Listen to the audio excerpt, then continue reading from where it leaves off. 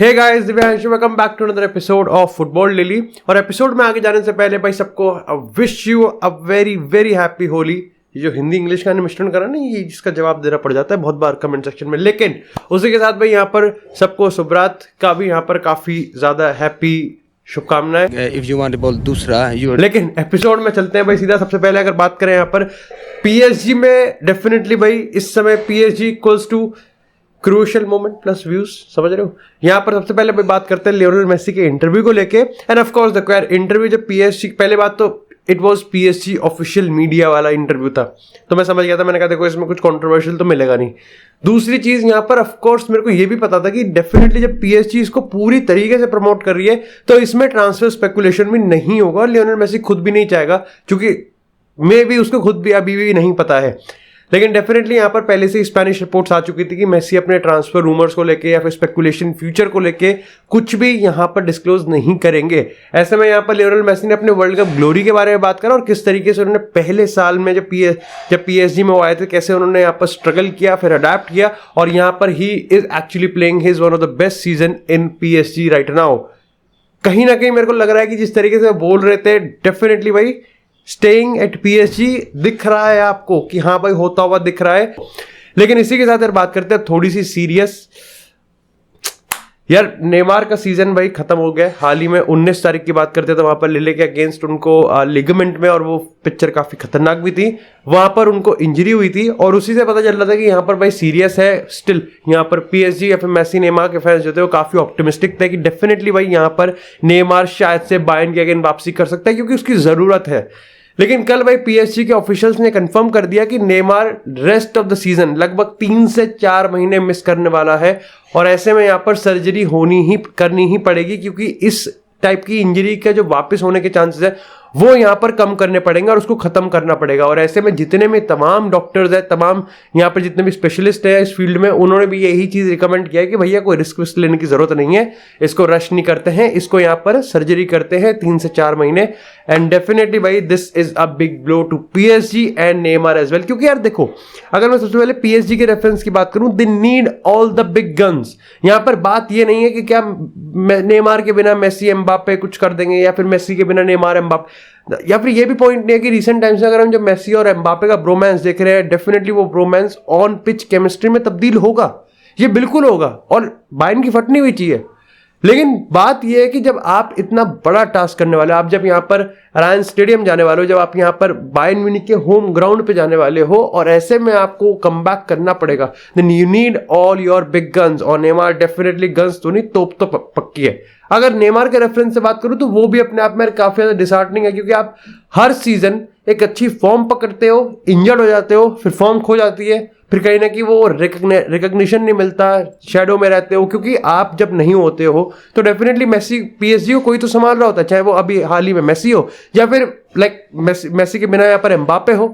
तो ऐसे में यहाँ पर नेमार को रिकग्निशन नहीं मिलता, फिर आप अपने आप को मोटिवेट करते हो, then you again play a very good football, और फिर आप फिर इंजर हो जाते हो। तो this is a very disheartening. लेकिन इसी के साथ जब बात बायर्न की हो ही रही है तो भाई वहां पर जाओ कैंसेलो ऑलरेडी काफी ज्यादा फ्रस्ट्रेट हो रहे हैं। देखो पहले 2 आए, 2 गेम में 2 असिस्ट कर दिए, स्टार्ट भी मिल गया, तारीफ होने लगी। लेकिन उसके बाद की अगर 4-5 गेम की बात करें तो सिर्फ 190 मिनट खेले हैं वो, और आई थिंक लास्ट गेम में तो सिर्फ 12 मिनट खेले हैं, विच इज क्वाइट कंसर्निंग। लेकिन डेफिनेटली आई थिंक यहाँ पर यूलियन नागलसमैन को पता है किस तरीके की टेक्निकल जो कैपेबिलिटी है वो यहाँ पर जाओ कैंसेलो पोजेस करते हैं, और मेरे को तो ये लगता है कि आई थिंक पीएसजी के अगेंस्ट वो खेलेंगे। लेकिन इसी के साथ बात करते हैं थोड़ी सी आईएसएल की। तो हाल ही में भाई केरला ब्लास्टर्स वाला जो वॉक ऑफ हुआ था, उसके बाद जितनी बड़ी कंट्रोवर्सी हुई है, शायद से आईएसएल में हमने हाल ही में देखी होगी। लेकिन इसके रिगार्डिंग भाई एआईएफएफ ने ऑफिशियल कमिटी भी उठाई थी और उनका यहाँ पर डिक्लेरेशन भी आ गया है। देखो सबसे पहले तो 2 चीज थी, केरला ब्लास्टर्स ने यह सीख किया था कि भाई हमको रीप्ले चाहिए, जो कि नहीं मिलता, और सही बताऊं तो मिलना भी नहीं चाहिए था, ये तो किसी भी हाल में नहीं मिलना चाहिए था। अब तुम्हें तो काफी लोग कहेंगे यार हम लाइक जो केरला ब्लास्टर्स को सपोर्ट करते हैं, definitely you are not wrong, ठीक है। वो इंसिडेंट ही ऐसा है कि it's totally dependent on perspective. आप कितने ही रूल्स ले आओ, उसका काउंटर आ ही जाएगा कहीं ना कहीं से। आप एक ओपिनियन दे दोगे, उसका भी काउंटर आ जाएगा। तो if you are supporting Kerala blasters, that इसको कोई फर्क नहीं पड़ता। लेकिन बात यह है कि अगर इसी प्रेशर से अगर इसी प्रेशर से, अगर इसी अनजस्टिस वाली फीलिंग से अगर ऑर्गेनाइजेशन डिसीजन पलटने लगी और मैच वापस से करवाने लगी, तो कल को सारी टीम वॉक ऑफ ही कर देंगी। फिर कल को अगर किसी टीम को लगेगा कि ये हैंड था और हैंड नहीं दिया, तो वो भारी बैठे मिलेंगे, और क्या पता गांधी मैदान में मिल जाए। तो this is a football. Definitely यहां पर ये पहला मैच नहीं है, दुनिया में तमाम लाखों मैच होते हैं, और इससे बड़े बड़े स्टेजेस पे भी यहां पर कंट्रोवर्सीज हो चुकी हैं। तो मेरे को लगता है कि आई थिंक रेफरिंग सिस्टम एक सही कर दो रादर देन आप रिप्ले। तो वो तो खैर मिला भी नहीं, फिर भी मैंने इतना बोल दिया, 8 मिनट तो ऐसे भी पूरे करने लेकिन यहां पर भाई जो डिक्लेरेशन आया है वो ये है कि भाई यहां पर केरला ब्लास्टर्स को लगभग 6 लाख का फाइन मिल सकता है। दूसरी चीज है भाई, उसको यहाँ पर जो प्रोग्रेस है वो रोक दी जा सकती है किसी भी कंपटीशन में। यहाँ पर पॉइंट डिडक्शन का तो कोई सीन नहीं है, लेकिन एक्सपल्शन बाहर ही निकाल देंगे, बिल्कुल बाहर निकाल देंगे, वो यहाँ पर हिसाब हो सकता है। अगेन मेरा ओपिनियन यही है कि 6 लाख का फाइन हो जाएगा, एक आधा कुछ कर देंगे। बिहाइंड इट्स केरला ब्लास्टर्स का जो फैन बेस है, जो केरला ब्लास्टर्स का जो लाइक ऑरा है इंडियन फुटबॉल में, वो काफी ज्यादा है। तो आई थिंक दे वोंट। लेकिन इसी के साथ यार बात करते हैं थोड़ी सी मैनचेस्टर यूनाइटेड से। तो भाई ऑफ कोर्स नंगे हुए हैं वहां पर एनफील्ड में जाके, तो भाई रेपरकशन तो होंगे, कॉन्सिक्वेंसेस तो होंगे। और ऐसे में अगर यहाँ पर पोस्ट इंसिडेंट कॉन्सिक्वेंसेस की बात करें, तो एक के कप्तानी पे सवाल खड़े किए जा रहे हैं, और वो है यहाँ पर ब्रूनो फर्नांडिस। और देखो कुछ हद तक खड़े किए जाने भी चाहिए, एंड आई थिंक ये बहुत क्लियर था कि what Bruno did was not intentional, but definitely आप कैप्टन हैं, आप लाइक यार इट्स लाइक काफी लोग मानते हैं कि ब्रूनो 26 साल का है, 27 साल का है, ब्रूनो इतना बहुत बढ़िया परफॉर्म कर रहा है। मैंने तो देखो हमेशा उसकी तारीफ भी करी है, लेकिन पॉइंट ये हो जाता है ना कि जब यू आर कैप्टन और आप अच्छी खासी विनिंग स्ट्रीक पे थे, आप लगभग 3 महीने आप ट्रॉफी भी जीत लिया, आपने बार्सिलोना को भी एलिमिनेट कर दिया, आपने लिवरपूल को भी हराया है, आपने यहाँ पर सिटी को भी हरा दिया, आपने आर्सेनल को भी उनके अपने उस पर हराया, होम पे हराया। तो definitely that was a good, आपके पास एक लीडरशिप है, आपके पास एक एक्सपीरियंस है। And then when things go wrong, चुटकी बजाते, तो फिर आपने अपना दिमाग खो दिया। खैर अब इस पे लोग बट गए, और यहाँ पर यूनाइटेड की अगर इंटरनल सोर्सेज की बात करें तो हिसाब से बटा हुआ है कि क्या भाई यहाँ पर कप्तानी देनी चाहिए, रखनी चाहिए। और एरिक टेन हैग मोस्ट प्रोबेबली कप्तान ही रखने वाले हैं, जो कि सही डिसीजन है इस पॉइंट ऑफ टाइम पे। कंट्रोवर्सीज द लास्ट थिंग जो कि यूनाइटेड और टेन हैग को चाहिए, नहीं चाहिए। All United need is a focus, that's it. हाँ भाई 7-0 से हार गए, मजाक बन गया, मजाक बनेगा। टॉन्ट मारते हो तो टॉन्ट खाना भी सीखो, and definitely but move on. चीजों को आगे बढ़ना दिया जाए, आगे इंपॉर्टेंट मैचेस हैं, यूरोपा लीग है अभी, यहाँ पर प्रीमियर लीग भी, एटलीस्ट प्रीमियर लीग में हम टाइटल चार्ज नहीं करते तो कैसे टाइटल चार्ज ही है। प्रीमियर लीग में सबके अपने अपने फोकस है। डजन हमको ये नहीं भूलना चाहिए कि टेन हैग अभी भी अपने पहले फुल सीजन में है। This is a big bump. लेकिन डेफिनेटली यहां पर आई थिंक ब्रूनो फर्नांडिस को एक चीज तो सीखनी चाहिए, that you are a captain of fucking big club. आपको अपनी सद्बुद्धि का सही तरीके से इस्तेमाल करना पड़ेगा। खैर मैं ब्रूनो के डिफेंस में ये भी कहना चाहूंगा, हाल ही में यूनाइटेड के लेजेंड ने कहा था, देखो ऐसा तो ना बहुत सारे लेजेंड्स करते थे यूनाइटेड के, और सॉल्टी तो होते ही हैं। देखो कायदे से हमको अगर भूले तो देखो बहुत बड़े बड़े प्लेयर्स ने भी अपने अपने टाइम पे सॉल्टी हुए हैं, बिल्कुल सॉल्टी हुए हैं, और सबको पता है। लेकिन इसी के साथ बात करते हैं आप थोड़ी सी यहाँ पर यूवेंटस से। तो भाई यूवेंटस हाल ही में रोमा से हार गई, लेकिन स्टिल यूवेंटस की अगर मैं अंदर कैंप की बात करूं तो थोड़ा ऑप्टिमिज्म है। हाल ही में बने नए सीईओ ने यहाँ पर खुलेआम ये कह दिया कि भैया एंजल डी मरिया का, जहाँ पहले हमको ये प्रोस्पेक्ट लग रहा था कि हम सिर्फ 1 सीजन का कॉन्ट्रैक्ट रिन्यू करेंगे, लेकिन अब हम चाहते हैं कि भाई उसका कॉन्ट्रैक्ट यहाँ पर बढ़ाया जाए, 1 साल से ज्यादा का किया जाए। और ऐसे में डी मरिया को लेकर अभी भी अनसर्टेनिटी है, क्योंकि यार लोग ये मानते हैं यूवेंटस के अंदर कि जो पुल है कि उसको वापस से अपने होम कंट्री में, होम नेटिव में खेलने जाना है, उसको वापस से अर्जेंटीना में खेलने जाना है। तो वो पुल कितना बड़ा है, कितना इफेक्टिव है, ये अभी यूवेंटस भी नहीं जानती। लेकिन क्या यूवेंटस ये जरूर जानती है कि पिछले 2-2.5 महीने की बात करें तो he is definitely one of his best form, जो कि मैं भी मानता हूं। और वर्ल्ड कप जीतने के बाद ये जो बताया जा रहा है, चाहे मेसी हो चाहे डी मरिया हो, कि इनका जो मोटिव है खेलने का वो खत्म, इट्स भाई बिल्कुल हायर हो गया। Why anyone would want to stop winning? कोई अपने आप को ट्रॉफी जीतने से क्यों रोकेगा when he is already in is one of the best form? और ऐसे में यहाँ पे माना जा रहा है कि डी मरिया शायद से अपना कॉन्ट्रैक्ट रोक सकते हैं, कॉन्ट्रैक्ट रिन्यू कर सकते हैं। इट डिपेंड्स कि भैया उसको अगर ट्रॉफीज, उसको अगर एलीट उस पर खेलना है तो उसको यहाँ पर डेफिनेटली ट्रॉफीज के लिए फाइट करना ही पड़ेगा, या करवाना ही पड़ेगा यूवेंटस को। लेकिन इसी की तरह बात करते हैं थोड़ी सी अब बार्सिलोना की। तो भाई यहाँ पर बार्सिलोना के रिगार्डिंग एक खबर है कि आयमरिक लपोर्ट जो है मैनचेस्टर सिटी के डिफेंडर्स, जिसने सिर्फ 6 गेम खेले इस season, he was definitely high demanding and high stock value player. लेकिन यहाँ पर अगर नेथन आके की बात करें, रूबन दियास की बात करें, अकांजी की बात करें, जॉन स्टोन्स की बात करें, तो पैकिंग ऑर्डर में बहुत नीचे है अमेरिक लैपोर्ट।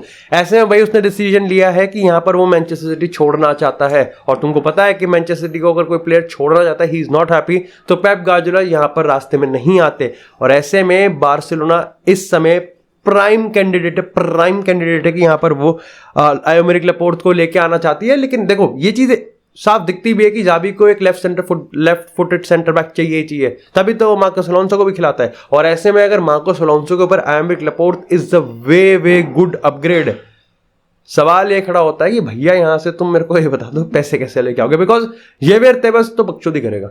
ही इज देयर, वो कह रहा है कि मैं तो भैया मैं तो भाई तुम्हारा नर्क बना दूंगा, मैं तुम्हें चैन से नहीं सोने दूंगा, मुझे नहीं पता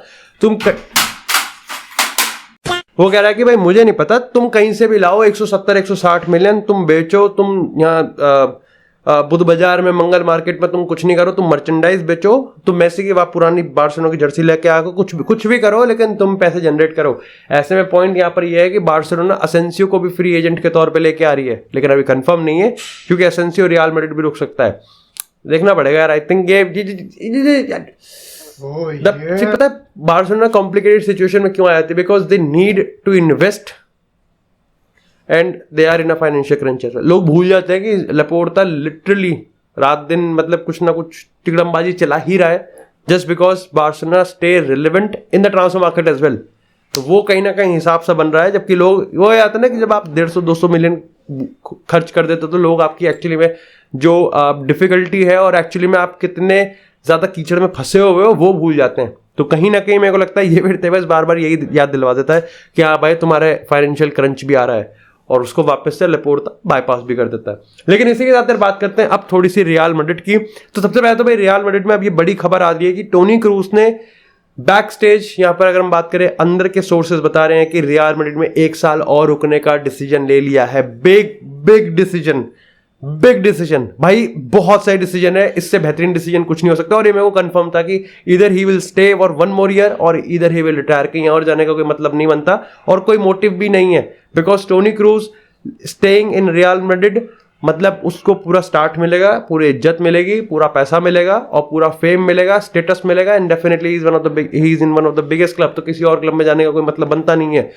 अब यहां पर इसके कॉम्प्लिकेशंस क्या है, इसके इंडिकेशंस क्या है? देखो सबसे पहले तो ये बात है कि अगर कार्लो एंसेलोटी रुकते हैं, जिसमें भी बहुत बड़ी खबर है, तो टोनी क्रूज स्टार्टर है, ये कंफर्म है। लेकिन एक चीज बड़ी खबर ये भी है कि इसका मतलब एक कंफर्म है कि यहां पर बेलिंगम रियल मैड्रिड नहीं आ रहा है, he won't come to Real Madrid. And ऐसे में मेरे को ऐसा लगता है कि जब आप टोनी क्रूज रुक रहा है, शायद से लुका मॉड्रिच को भी आप 1 साल का कॉन्ट्रैक्ट एक्सटेंशन दे ही दोगे, you need to invest in some other departments.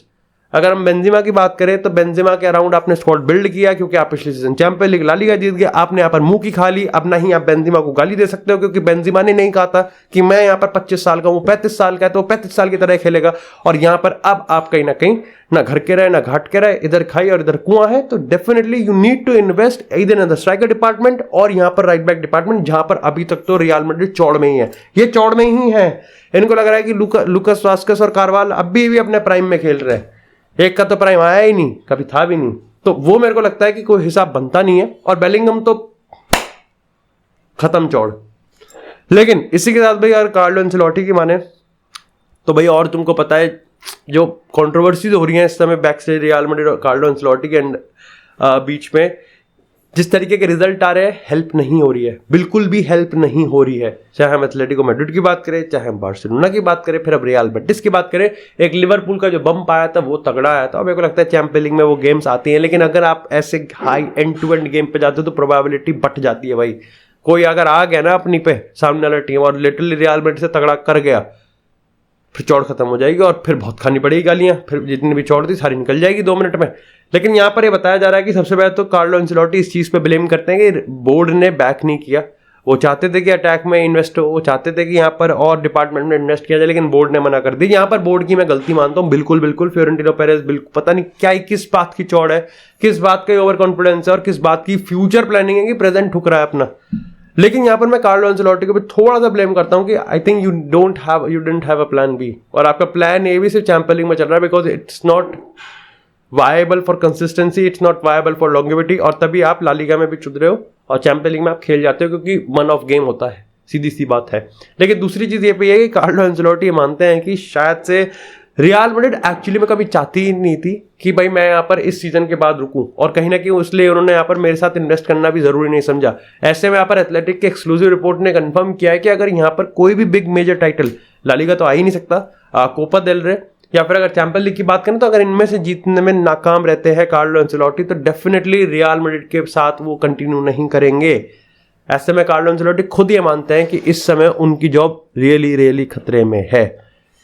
और यहाँ पर अंदर से खबर ये आ रही है कि सबसे ज्यादा जो नाम जिसका पुश किया जा रहा है वो कोई और नहीं बल्कि राव ही है। वैसे डू लेट मी नो कि आपका रिगार्डिंग क्या है, इसका रिगार्डिंग क्या ओपिनियन है कि कार्लो एंसेलोटी को कितना ब्लेम देना चाहिए। Thank you so much.